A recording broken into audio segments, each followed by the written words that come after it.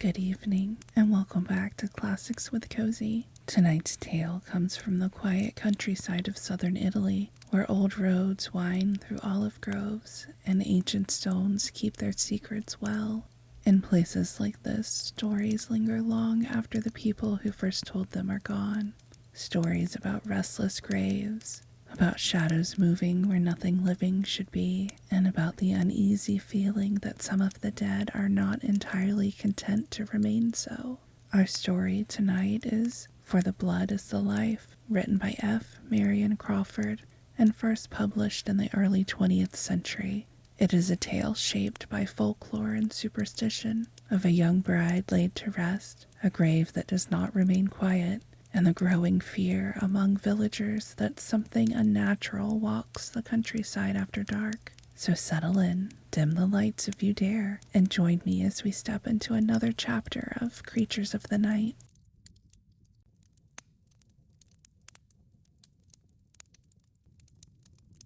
We had dined at sunset on the broad roof of the old tower, because it was cooler there during the great heat of summer. Besides, the little kitchen was built at one corner of the great square platform, which made it more convenient than if the dishes had to be carried down the steep stone steps, broken in places, and everywhere worn with age.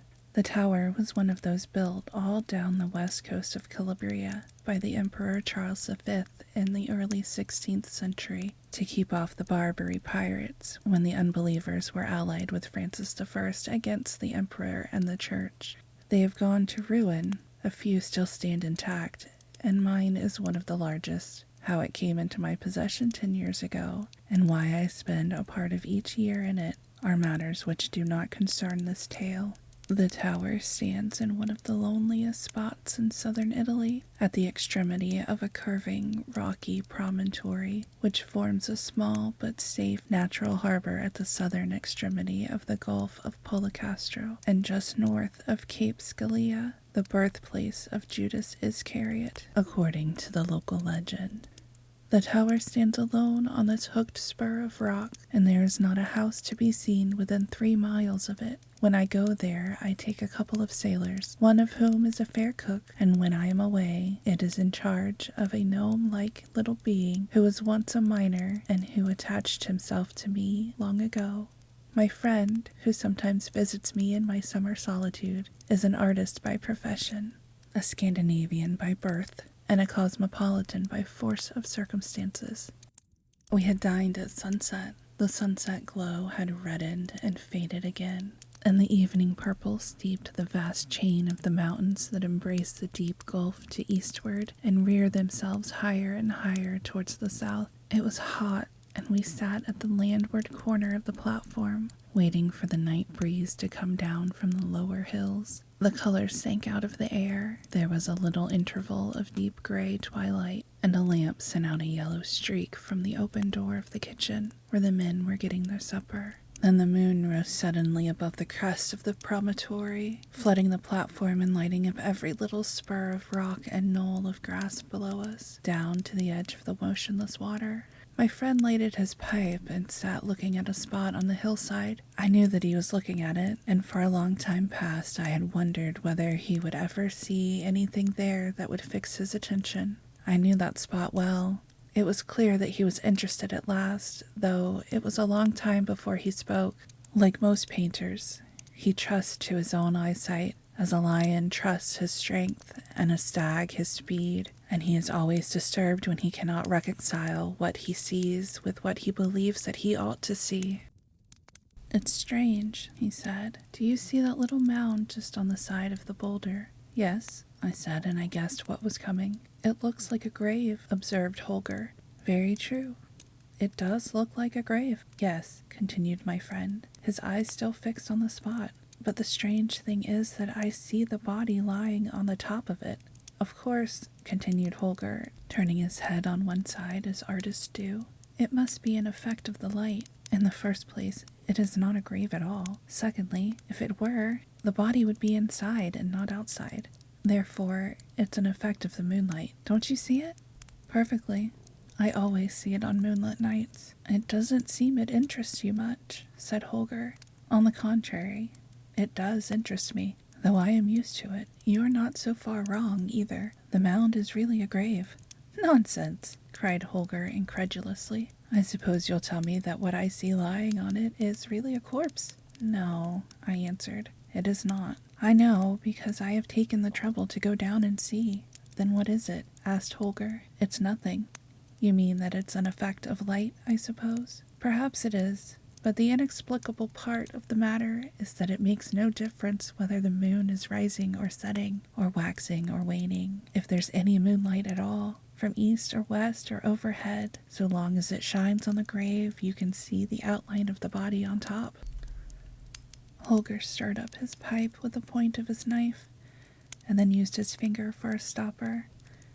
When the tobacco burned well, he rose from his chair. If you don't mind, he said, I'll go down and take a look at it. He left me, crossed the roof, and disappeared down the dark steps. I did not move, but sat looking down until he came out of the tower below.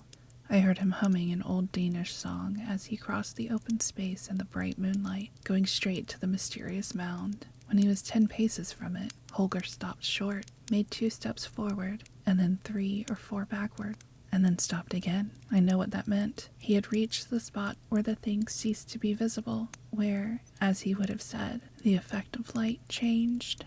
Then he went on till he reached the mound and stood upon it. I could see the thing still, but it was no longer lying down. It was on its knees now, winding its white arms around Holger's body and looking up into his face. A cool breeze stirred my hair at that moment as the night wind began to come down from the hills, but it felt like a breath from another world. The thing seemed to be trying to climb to its feet, helping itself up by Holger's body while he stood upright, quite unconscious of it, and apparently looking toward the tower, which is very picturesque when the moonlight falls upon it on that side. Come along, I shouted. Don't stay there all night. It seemed to me that he moved reluctantly as he stepped from the mound, or else with difficulty. That was it. The thing's arms were still round his waist, but its feet could not leave the grave. As he came slowly forward, it was drawn and lengthened like a wreath of mist, thin and white, till I saw distinctly that Holger shook himself, as a man does who feels a chill. At the same instant, a little wail of pain came to me on the breeze. It might have been the cry of the small owl that lives amongst the rocks, and the misty presence floated swiftly back from Holger's advancing figure and lay once more at its length upon the mound. Again I felt the cool breeze in my hair, and this time an icy thrill of dread ran down my spine. I remembered very well that I had once gone down there alone in the moonlight, that presently being near, I had seen nothing, that like Holger, I had gone and had stood upon the mound. And I remembered how when I came back, sure that there was nothing there, I had felt the sudden conviction that there was something after all, if I could only look back, a temptation I had resisted as unworthy of a man of sense, until, to get rid of it, I had shaken myself just as Holger did, and now I knew that those white, misty arms had been around me too. I knew it in a flash, and I shuddered as I remembered that I had heard the night owl then, too, but it had not been the night owl. It was the cry of the thing. I refilled my pipe and poured out a cup of strong southern wine. In less than a minute, Holger was seated back beside me. Of course there's nothing there, he said, but it's creepy all the same. Do you know when I was coming back, I was so sure that there was something behind me that I wanted to turn around and look. It was an effort not to. He laughed a little, knocked the ashes out of his pipe, and poured himself out some wine. For a while neither of us spoke, and the moon rose higher, and we both looked at the thing that lay on the mound. You might make a story about that, said Holger after a time. There is one, I answered. If you're not sleepy, I'll tell it to you. Go ahead, said Holger, who likes stories. Old Addario was dying up there in the village beyond the hill. You remember him, I have no doubt. They say that he made his money by selling sham jewelry in South America and escaped with his gains when he was found out. Like all those fellows, if they bring anything back with them, he at once set to work to enlarge his house. And as there are no masons here, he sent all the way to Paola for 2 workmen. They were a rough-looking pair of scoundrels, a Neapolitan who had lost one eye, and a Sicilian with an old scar half an inch deep across his left cheek. I often saw them, for on Sundays they used to come down here and fish off the rocks. When Addario caught the fever that killed him, the Masons were still at work. As he agreed that part of their pay should be their board and lodging, he made them sleep in the house. His wife was dead, and he had an only son called Angelo, who was a much better sort than himself. Angelo was to marry the daughter of the richest man in the village, and, strange to say, though the marriage was arranged by their parents, the young people were said to be in love with each other. For that matter, the whole village was in love with Angelo, and among the rest a wild, good-looking creature called Christina, who was more like a gypsy than any girl I ever saw about here.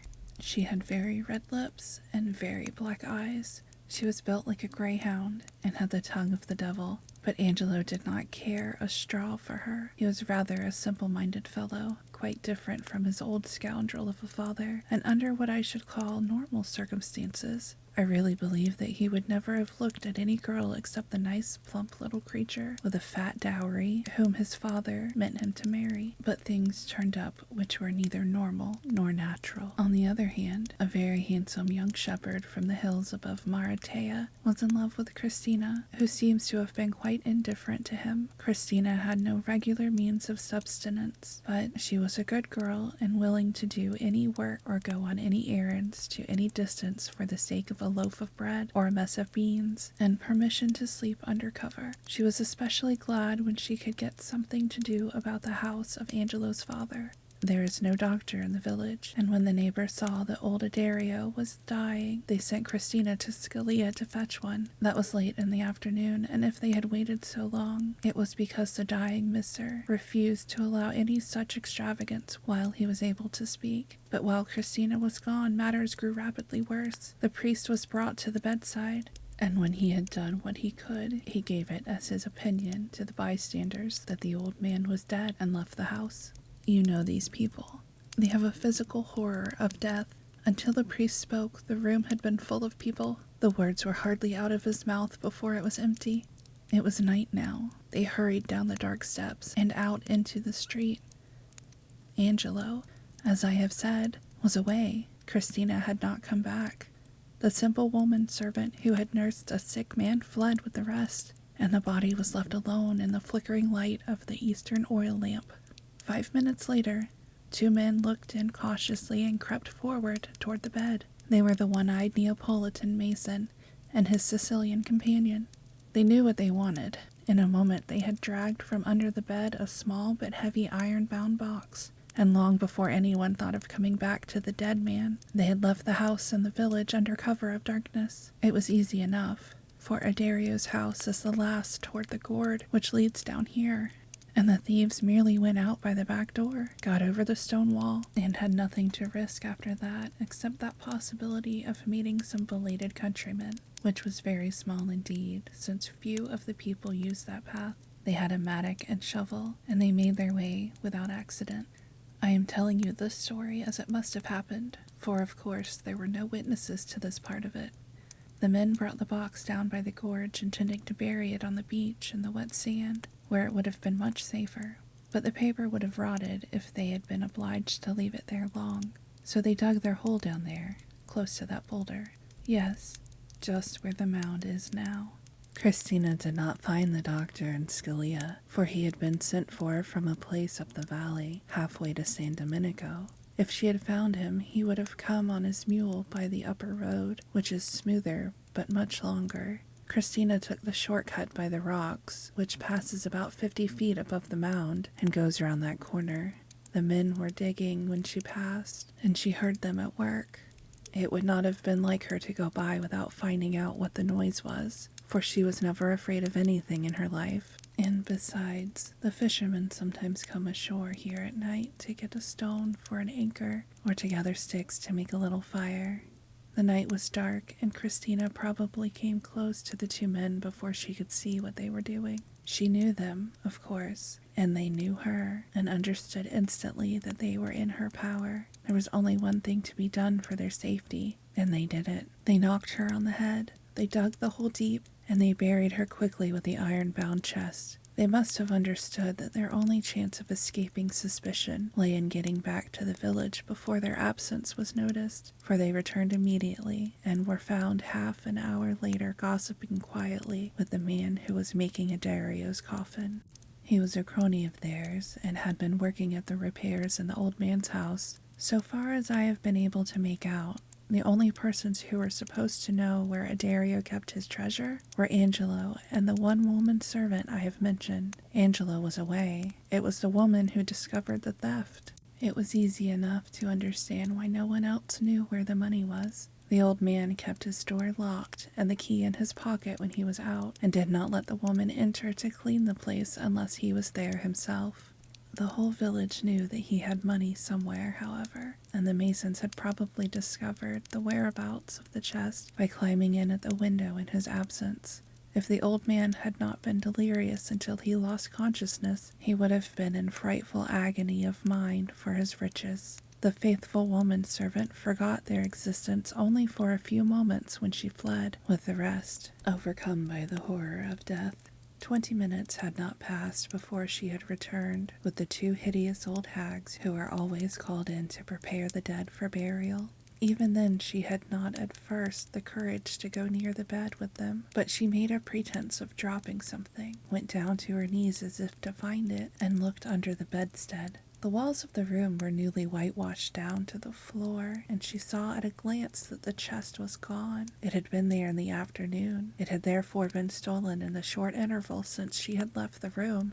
There are no carabiners stationed in the village. There is not so much as a municipal watchman, for there is no municipality. There never was such a place, I believe. Scalia is supposed to look after it in some mysterious way, and it takes a couple of hours to get anybody from there. As the old woman had lived in the village all her life, it did not even occur to her to apply to any civil authority for help. She simply set up a howl and ran through the village in the dark, screaming out that her dead master's house had been robbed. Many of the people looked out, but at first no one seemed inclined to help her.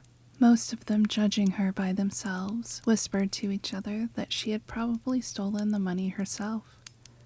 The first man to move was the father of the girl whom Angelo was to marry. Having collected his household, all of whom felt a personal interest in the wealth which was to have come into the family, he declared it to be his opinion that the chest had been stolen by the 2 journeyman masons who lodged in the house. He headed a search for them, which naturally began in Adario's house and ended in the carpenter's workshop, where the thieves were found discussing a measure of wine with the carpenter over the half-finished coffin by the light of one earthen lamp filled with oil and tallow. The search party at once accused the delinquents of the crime and threatened to lock them up in the cellar till the carabiners could be fetched from Scalia. The 2 men looked at each other for one moment, and then, without the slightest hesitation, they put out the single light, seized the unfinished coffin between them, and using it as a sort of battering ram, dashed upon their assailants in the dark. In a few moments, they were beyond pursuit. That is the end of the first part of the story. The treasure had disappeared, and as no trace of it could be found, the people supposed that the thieves had succeeded in carrying it off. The old man was buried, and when Angelo came back, at last he had to borrow money to pay for the miserable funeral, and had some difficulty in doing so. He had hardly needed to be told that in losing his inheritance, he had lost his bride. In this part of the world, marriages are made on strictly business principles, and if the promised cash is not forthcoming on the appointed day, the bride or the bridegroom whose parents have failed to produce it may as well take themselves off, for there will be no wedding.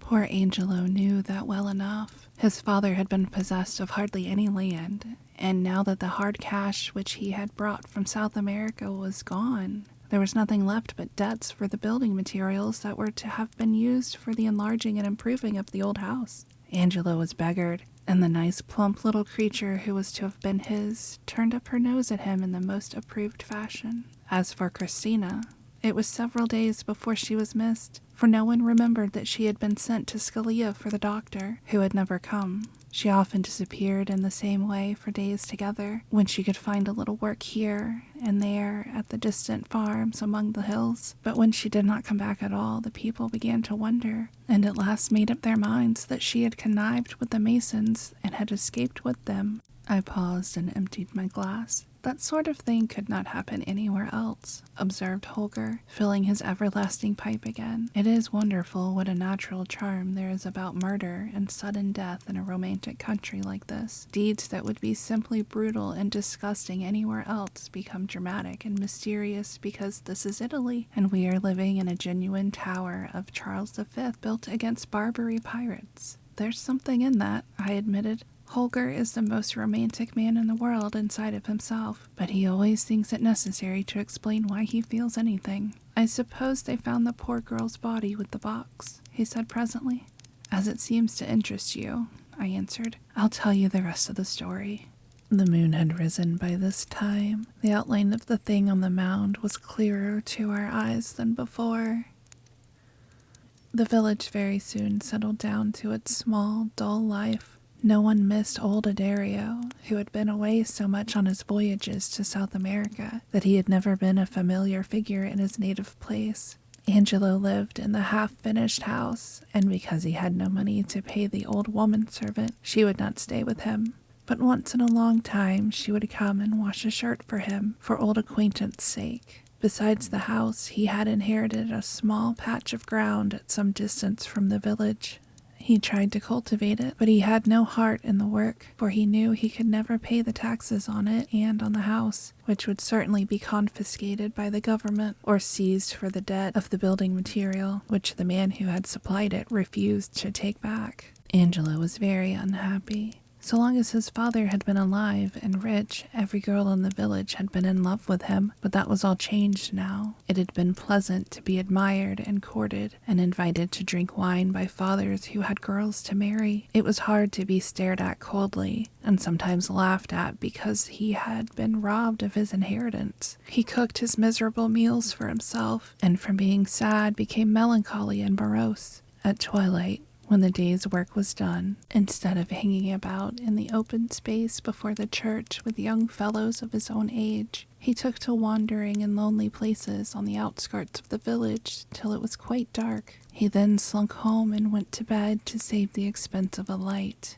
But in those lonely twilight hours, he began to have strange waking dreams. He was not always alone, for often when he sat on the stump of a tree where the narrow path turns down the gorge, he was sure that a woman came up noiselessly over the rough stones, as if her feet were bare, and she stood under a clump of chestnut trees only 6 yards down the path and beckoned to him without speaking. Though she was in the shadow, he knew that her lips were red, and that when they parted a little and smiled at him, she showed 2 small, sharp teeth. He knew this at first rather than saw it, and he knew that it was Christina and that she was dead, yet he was not afraid.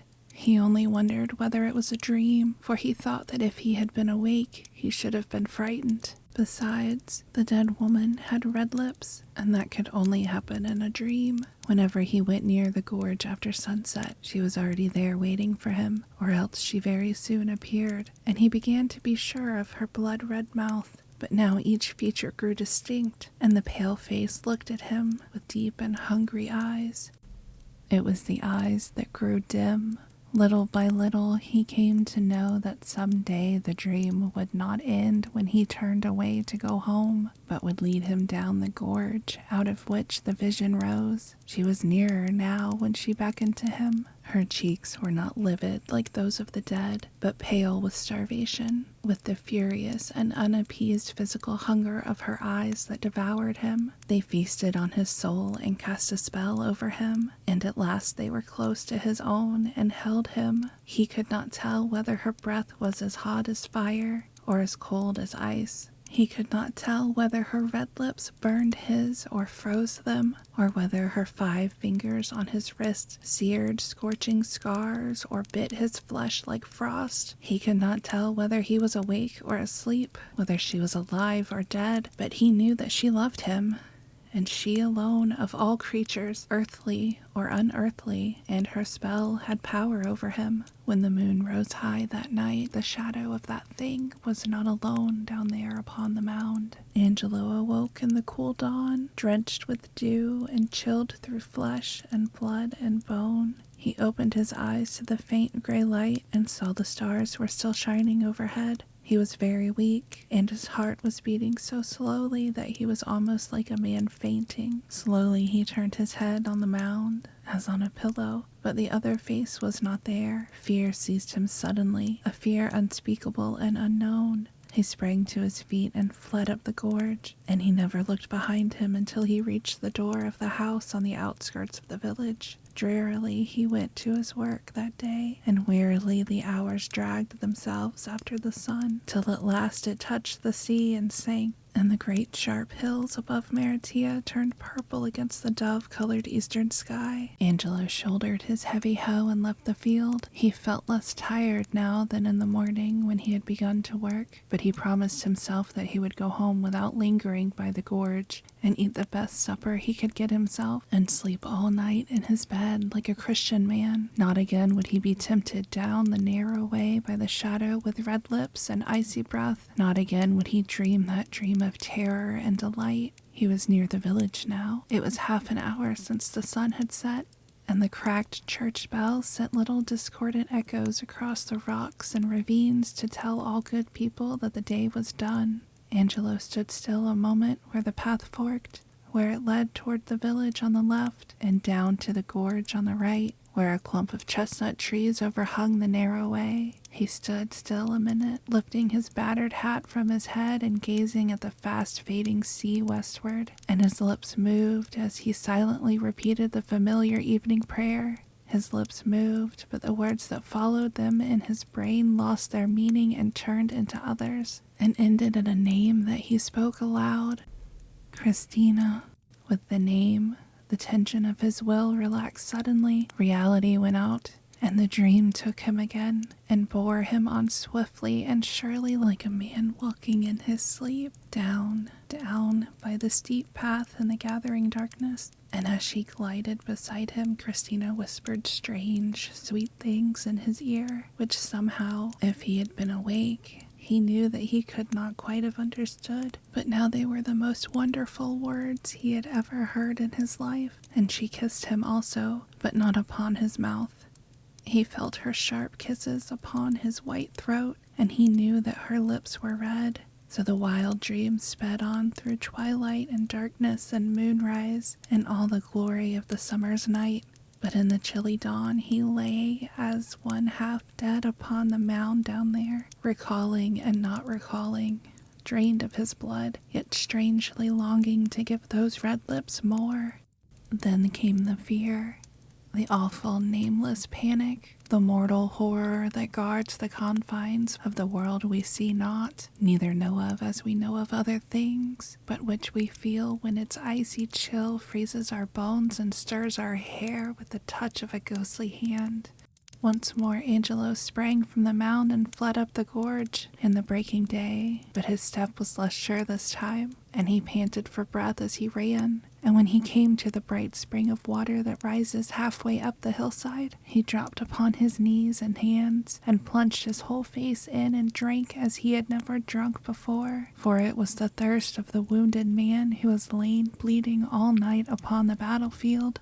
She had him fast now, and he could not escape her, but would come to her every evening at dusk until she had drained him of his last drop of blood. It was in vain that when the day was done he tried to take another turning and to go home by a path that did not lead near the gorge. It was in vain that he made promises to himself each morning at dawn when he climbed the lonely way up from the shore to the village. It was all in vain, for when the sun sank burning into the sea, and the coolness of the evening stole out, as from a hiding place to delight the weary world, his feet turned toward the old way, and she was waiting for him in the shadow under the chestnut trees. And then all happened as before, and she fell to kissing his white throat even as she flitted lightly down the way, winding one arm about him. And as his blood failed, she grew more hungry and more thirsty every day, and every day when he awoke in the early dawn, it was harder to rouse himself to the effort of climbing the steep path to the village. And when he went to his work, his feet dragged painfully, and there was hardly strength in his arms to wield the heavy hoe.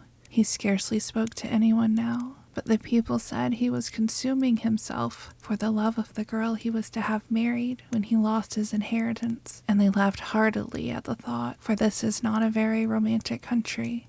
At this time, Antonio, the man who stays here to look after the tower, returned from a visit to his people, who lived near Salerno. He had been away all the time since before Dario's death and knew nothing of what had happened. He has told me that he came back late in the afternoon and shut himself up in the tower to eat and sleep, for he was very tired.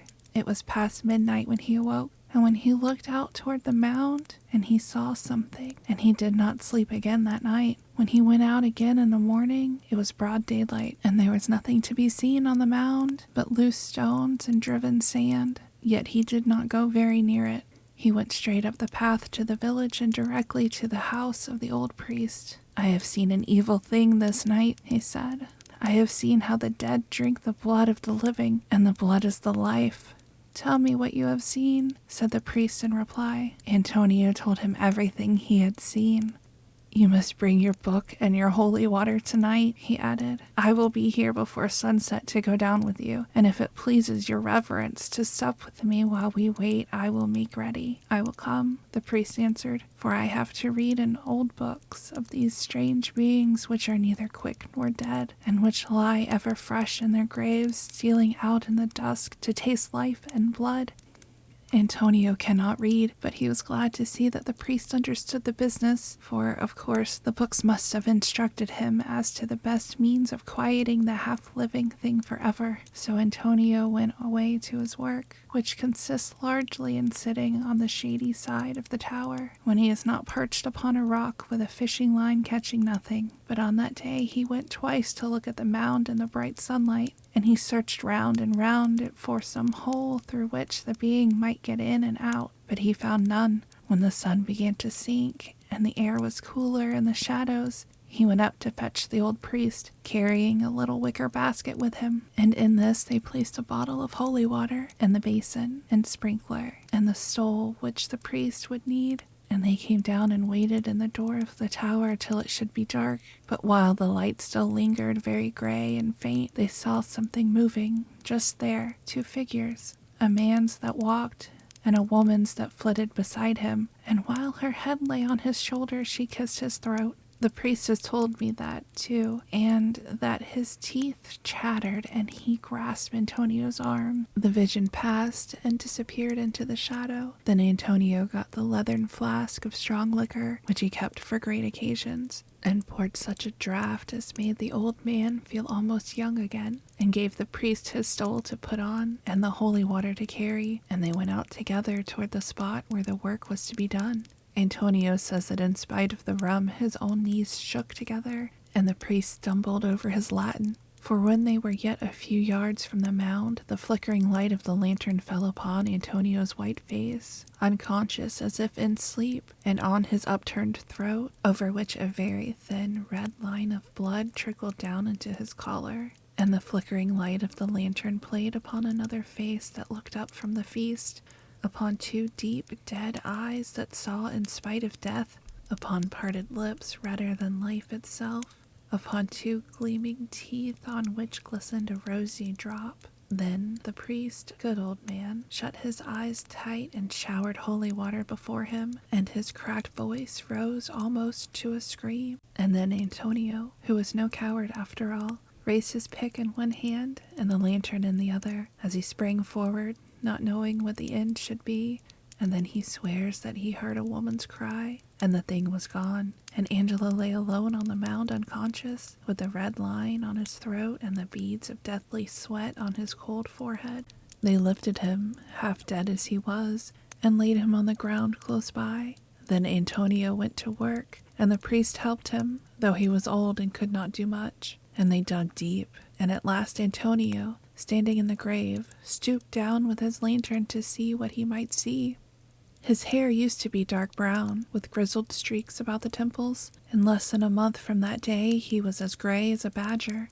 He was a miner when he was young, and most of these fellows have seen ugly sights now and then when accidents have happened, but he had never seen what he saw that night, that thing which is neither alive nor dead, that thing that will abide neither above ground nor in the grave. Antonio had brought something with him which the priest had not noticed. A sharp stake shaped from a piece of tough old driftwood. He had it with him now, and he had his heavy pick, and he had taken the lantern down into the grave. I don't think any power on earth could make him speak of what happened then, and the old priest was too frightened to look in. He says he heard Antonio breathing like a wild beast, and moving as if he were fighting with something almost as strong as himself, and he heard an evil sound also, with blows, as of something violently driven through flesh and bone, and then the most awful sound of all, a woman's shriek, the unearthly scream of a woman neither dead nor alive, but buried deep for many days, and he, the poor old priest, could only rock himself as he knelt there in the sand, crying aloud his prayers and exorcisms to drown these awful sounds. Then suddenly a small iron-bound chest was thrown up and rolled over against the old man's knee, and in a moment more Antonio was beside him, his face as white as tallow in the flickering light of the lantern, shoveling the sand and pebbles into the grave with furious haste, and looking over the edge till the pit was half full. And the priest said that there was much fresh blood on Antonio's hands and on his clothes. I had come to the end of my story. Holger finished his wine and leaned back in his chair. So Angelo got his own again, he said. Did he marry the prim and plump young person to whom he had been betrothed? No, he had been badly frightened. He went to South America, and has not been heard of since. And that poor thing's body is there still, I suppose, said Holger. Is it quite dead yet, I wonder? I wonder too, but whether it be dead or alive, I should hardly care to see it, even in broad daylight. Antonio is as gray as a badger, and he has never been quite the same man since that night.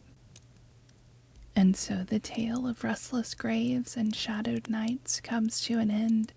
Thank you for joining me for this episode of Classics with Cozy. Until next time, stay curious and cautious in the quiet hours.